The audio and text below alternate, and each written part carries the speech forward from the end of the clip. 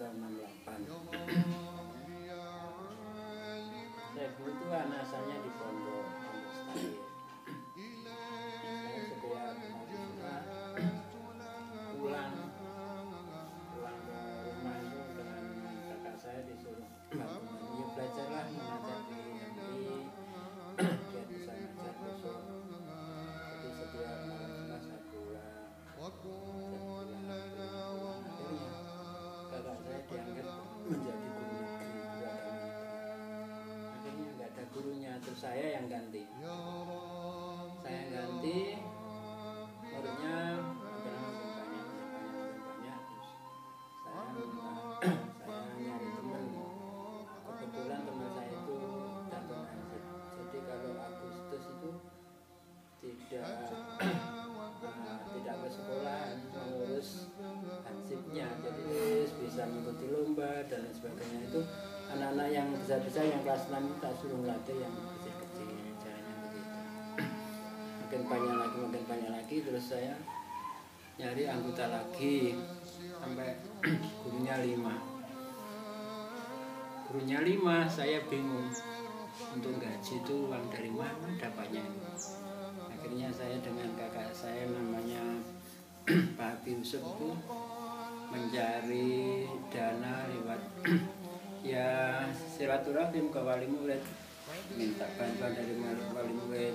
Kalau ada yang punya pohon kelapa maunya 10 batang, 10 pohon itu 1 pohon diminta ikhlasnya. Oh iya pak begitu. Akhirnya ya bisalah untuk gaji. Terus akhir-akhir kurang lagi, terus minta lagi ke wali murid kalau punya pisang umpamanya 1 dapur berapa pohon, itu 1 pohon diminta. Oh iya pak ikhlas. Masih kurang lagi. Terus minta ke desa, minta ke Pak Lurah, pohon mauni yang di tepi jalan itu umpama MI minta gimana pak untuk MI, dikasih. Akhirnya ya agak lumayan lah. Tapi makin lama itu kok makin anggaran itu makin banyak. Ada penataran istilahnya, ada kegiatan yang lain.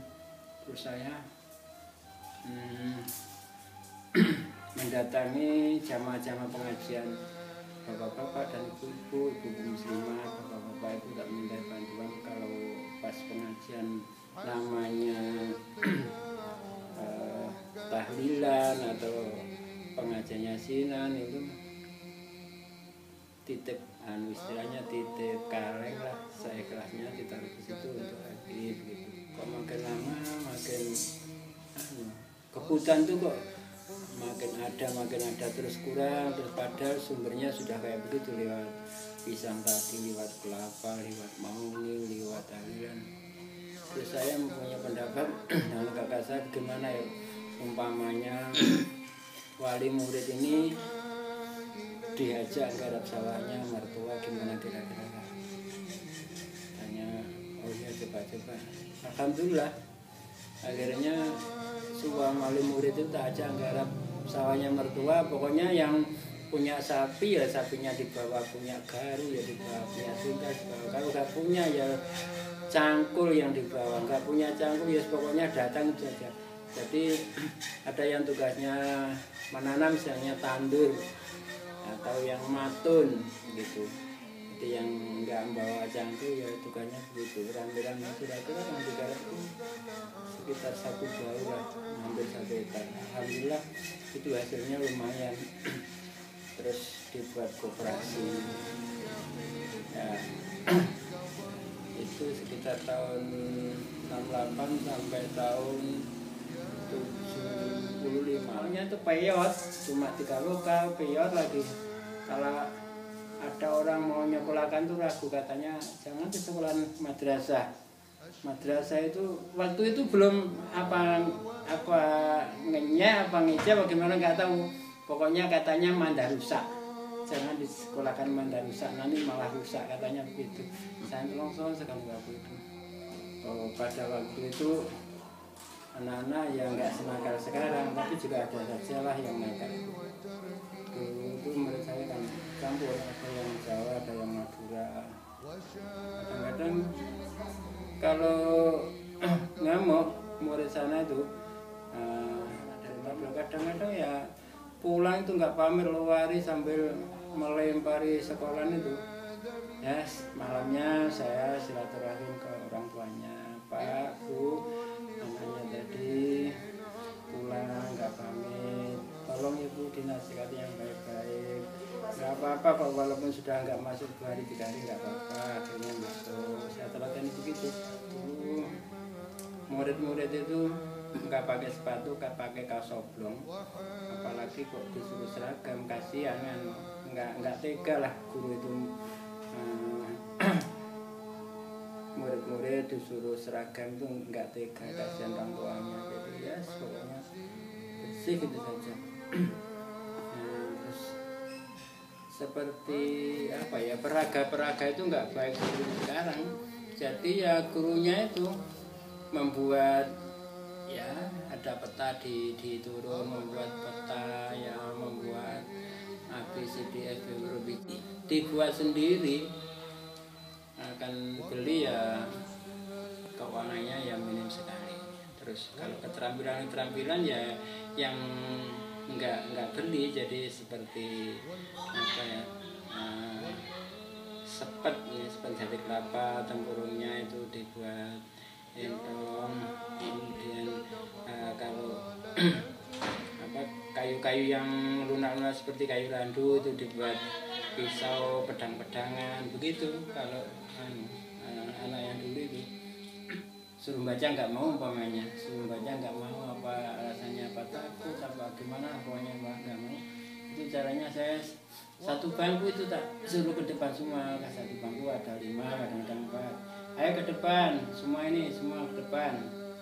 Paman disuruh nyanyi, pamannya ya nyanyi bareng-bareng, atau hafalan, pamannya hafalan agung tajwid, apa agama kita terawan. Nah itu nanti anak yang nakal, yang mau tadinya tak suruh nggak mau, itu nggak tak suruh duduk duluan, yang duduk duluan yang pintar-pintar, terus yang nggak mau itu tadi terus tak dekati. Kamu kan pintar ya, makanya yang rajin belajar tadi kan bisa kamu tak lihat bareng-bareng 4 orang anak bisa. Coba sekarang bersama Pak Guru sekarang, akhirnya mau. Terus besoknya lagi sendirian mau. Sudah nggak takut lagi, sudah enggak. Pokoknya ya berani lah, ya bisa lah. Ngatasi anak yang menangis, saya sudah merangkap, gurunya kurang, ada yang menangis.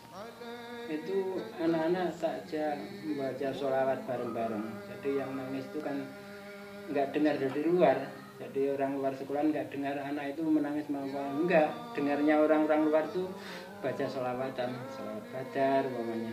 Sudah berhenti, sudah nggak nangis semua. Caranya begitu. Pokoknya kalau ada yang takut itu ya itu cara saya bareng-bareng. Kadang kalau satu bangku masih ada yang takut, 2 bangku ke depan bareng-bareng gitu caranya. Di kelas 5 kalau nggak salah menerangkan tentang IPS, jadi menerangkan gambar-gambar pulau dan lautan itu saya gambar di kertas. Habis saya gambar umpamanya Pulau Jawa Timur, ya ada Pulau Madura, ada Pulau Iyang, Pulau Raas, Pulau Sepudi, Pulau Genteng, itu saya gambar kecil-kecil itu. Kalau Jawa Timurnya ya agak besar, ya seperti peta itulah. Terus saya guntingi kertas itu, terus tak taruh di air, airnya itu ditaruh di ember. Anak-anak, ini ibaratnya yang ini pulaunya, yang ini lautannya. Anak-anak itu sama melihat semua. Sudah itu paham anak-anak itu tadi, iya Pak paham katanya gitu. Terus saya gambar di papan nama, di papan tulis saya gambar, tapi yang saya gambar itu cuma tepinya saja. Umpama Jawa Timur ya tepi atas, tepi bawah, kanan kiri gitu. Terus coba sekarang itu yang ganteng itu ke depan, tak gituin. Itu yang ganteng itu ke depan. Apa? Ya coba ini Pak Guru kan gambar peta Jawa Timur. Terus kota Surabaya di mana kira-kira? Anak-anak mikir-mikir. Oh di sini Pak, ya lingkar apa kotak gambarnya? Kotak Pak. Oh ya itu menandakan apa kalau di kotak itu? Ini anu Pak, kalau gambarnya kotak ini segi empat ini kota provinsi katanya. Oh iya. Jadi orang begini. Terus itu yang cantik coba ke depan. Gunung coba. Gunung Raung itu di mana letaknya? Terus gambar di daerah Kabupaten Banyuwangi. Gunung Semeru gambar di daerah Malang. Caranya begitu tak jawab. Kalau malam saya sowan ke guru saya, guru SD dan guru, kalau guru agama agak lumayan lah karena ya saya sudah ke pondok. Kalau waktu belajar matematika, sejarah waktu itu dulu sejarahnya sejarah Kalinga, kalau kelas 5-6 ya sejarah Anwar Sanusi. Waktu itu IPS itu saya silaturahim ya belajar ke guru saya. Ketepan guru saya itu kepala sekolah, orangnya pintar, sabar lagi. Belajar saya ke situ. Paginya saya pulangkan ke anak-anak, malam begitu terus sampai sistem mengikut kelas 1 naik kelas 2. Ya saya ikut kelas 2. Kelas 2 naik kelas 3 terus saya yang ngajar kelas 3 terus kelas 3 seterusnya sampai kelas 6. Jadi jalan itu. Oh guru saya namanya Pak Yoto ya.